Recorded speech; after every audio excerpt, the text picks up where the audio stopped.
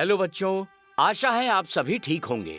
आज मैं आपसे एक महत्वपूर्ण मूल्य पर बात करूंगा, जो है वफादारी। हम आमतौर पर ईमानदारी को सर्वश्रेष्ठ चरित्रों में से एक देखते हैं, लेकिन वफादारी और ईमानदारी एक दूसरे में समाये हैं, क्योंकि वफादारी और ईमानदारी सफलता की चाबी है।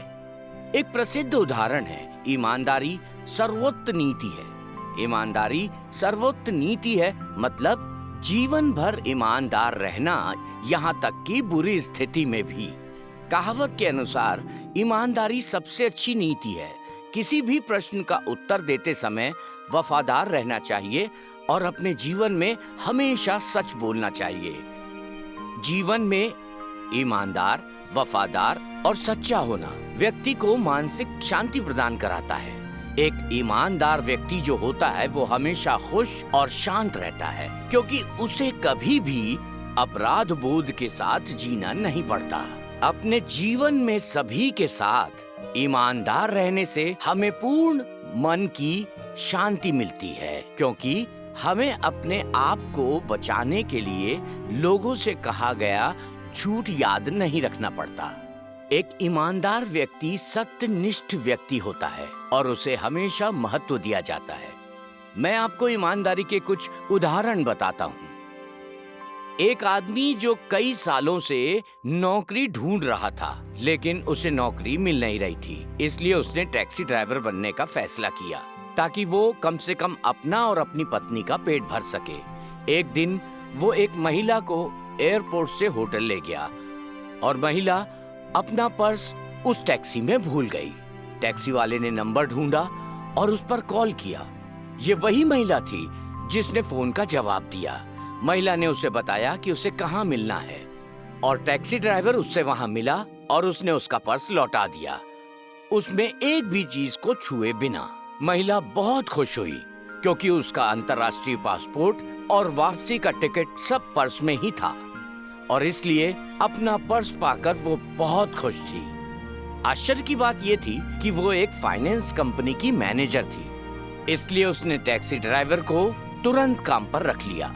आज उस टैक्सी ड्राइवर के पास ढेरों कार है और उसका अपना निजी ड्राइवर भी है। देखा, ईमानदारी और वफादारी आपको कहाँ पहुँचा सकती है। ईमानदारी की एक और मिसाल है। लाल बहादुर शास्त्री के बेटे अनिल शास्त्री ने अपने माता पिता की ईमानदारी का एक किस्सा सुनाया। उन्होंने 1960 के प्रारंभ की एक घटना का वर्णन किया। उन्होंने बताया कि जब मेरे पिता प्रधानमंत्री बने तो उनसे कार खरीदने का अनुरोध किया।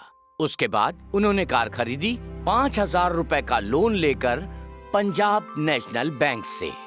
हालांकि कुछ महीने बाद उनकी मृत्यु हो गई, लोन चुकाए बिना। मेरे पिता द्वारा प्रधानमंत्री के रूप में लिया गया कर्ज बाकी नहीं रखा गया। मेरी माँ ललिता शास्त्री ने उन्हें मिलने वाली पेंशन से वो कर्ज चुका दिया।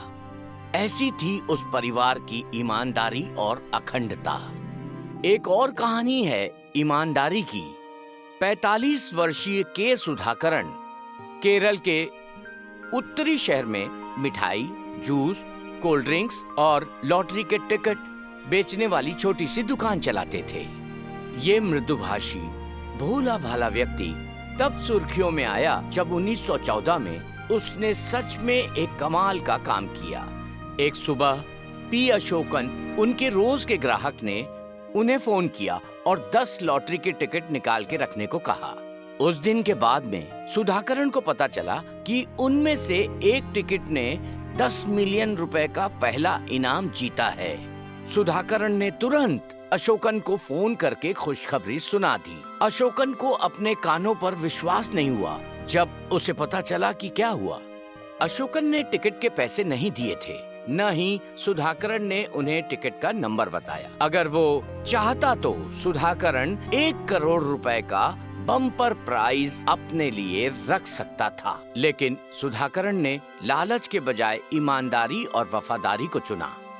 तो बच्चों, ईमानदारी ऐसा गुण है जिसे आपको विकसित करना होगा। जीवन के लंबे समय में ये आपको अच्छा फल देगा। आपका समय अच्छा हो और जीवन खुशी और आनंद से भरा हो। जय हो, जय हिंद।